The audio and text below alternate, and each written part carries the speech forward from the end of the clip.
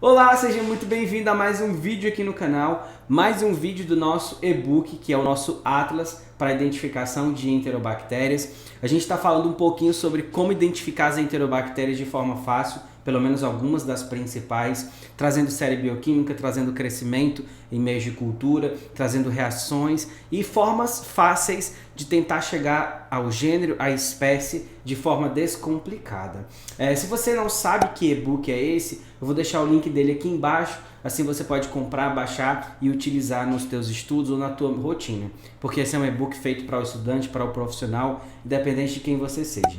Nesse e-book eu compartilho basicamente 70% das fotos que eu tenho mais valiosas com relação ao crescimento microbiano, a forma como eu olho para a colônia, a forma como ela é caracterizada. Eu trago algumas dimensões da colônia que são muito importantes para tentar chegar num micro-organismo diferente. E para você aprender microbiologia de fato, você precisa de um guia. E eu vou ser o teu guia hoje, porque eu vou te ensinar a identificar, como você viu aqui, ó, no título do vídeo, algumas salmonelas, tá bom? Na verdade, uma salmonela. Eu sei que deveria ser suspense, quem eu vou identificar, quem não, mas você já precisa saber porque a gente tem uma característica muito específica, tá bom? Então vamos aprender a identificar a salmonela, vem cá, vamos para a tela do computador. Eu vou pegar minha caneta aqui que eu gosto de rabiscar, vocês já sabem. Aqui nós temos o seguinte, qual é a primeira informação aqui que me chama a atenção no crescimento microbiano, tá? Uma colônia, não muito grande, mas também não muito pequena.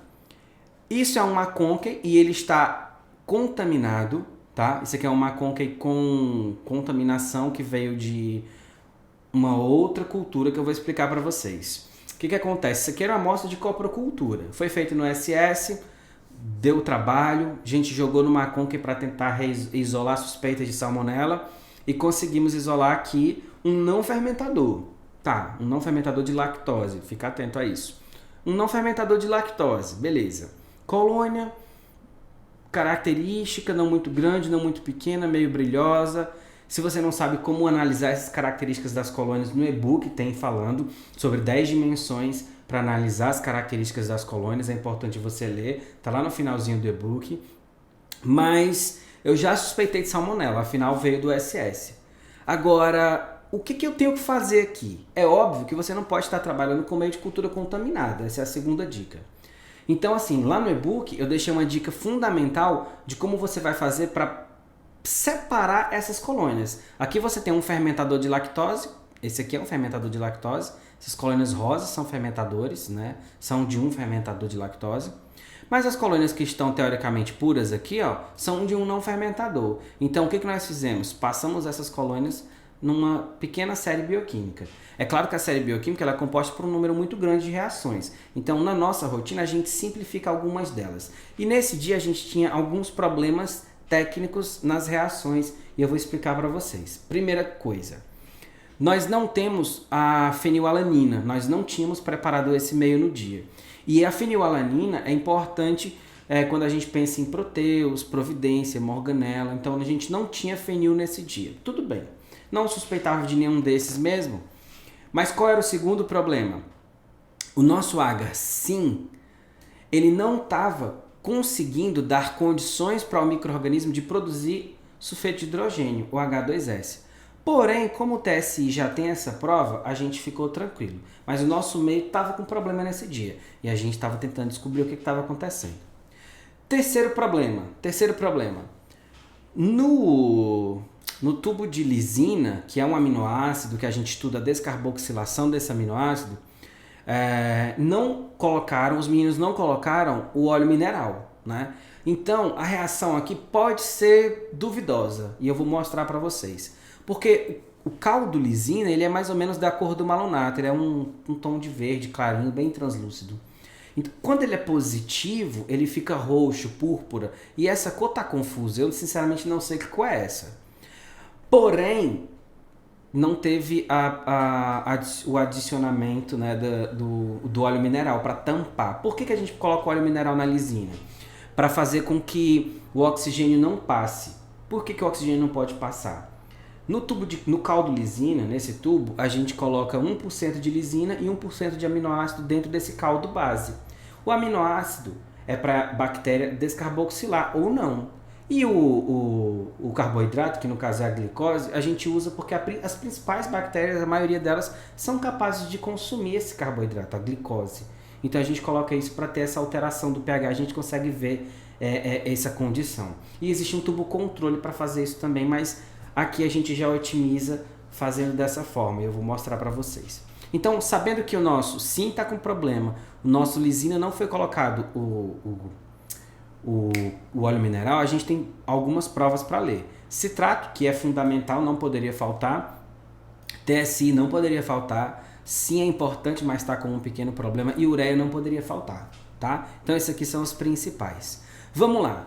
O que eu preciso para identificar essa suspeita de salmonela? Da tabela das reações bioquímicas. Olha o que eu acabei de falar. Nosso citrato é positivo e a nossa bactéria é um não fermentador de lactose, tá? Ela produziu um pouco de gás aqui, mas ela é não fermentadora de lactose. Tudo bem. Vamos para a tabela da série bioquímica. Quem eu vou desconsiderar? Os fermentadores de lactose. Citrobacter, os Enterobacter, a Escherichia coli é fermentadora de lactose, vou desconsiderar. Klebsiella, vou desconsiderar também, porque é fermentadora de lactose. Proteus Providencia Morganella não pode ser, por quê? Porque o citrato aqui é negativo e o nosso citrato, a nossa prova é positiva. Aqui, nosso citrato, a nossa provinha é positiva. Então, eu vou chegar passando pelas providências aqui que tem citrato positivo, mas que são ureia positiva, e o nosso caso aqui é ureia negativa, apesar que não são todas as providências, né?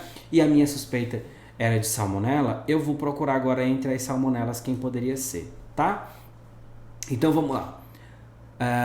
O nosso citrato é positivo, nosso gás, houve produção, olha aqui, o gás, aqui embaixo essa bolha é o gás, tá? Então houve produção de gás, produção de gás aqui.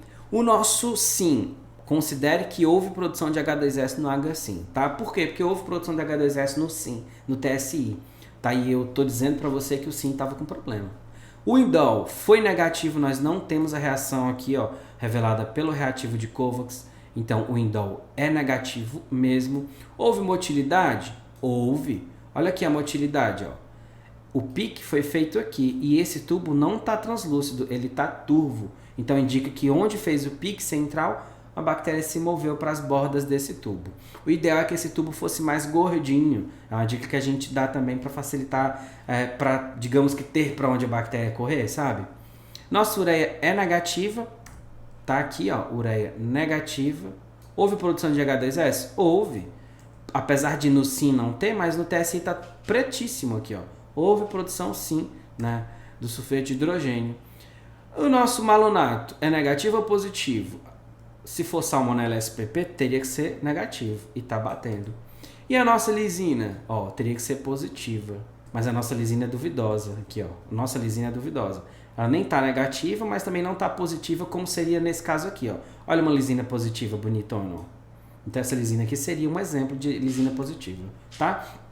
Então, com as provas que nós temos, a amostra vindo de onde veio, a característica da colônia, nós fechamos com segurança que isso aqui é uma salmonella SPP. Nós não conseguimos chegar a nível de espécie, mas que é uma salmonella e pelas características ninguém duvida, tá bom? Espero que você tenha gostado dessa dica. Se você quiser saber mais sobre esse e-book, ele tá aqui, na descrição desse vídeo. É um e-book super completo, gente. Vocês vão adorar, eu tenho certeza absoluta.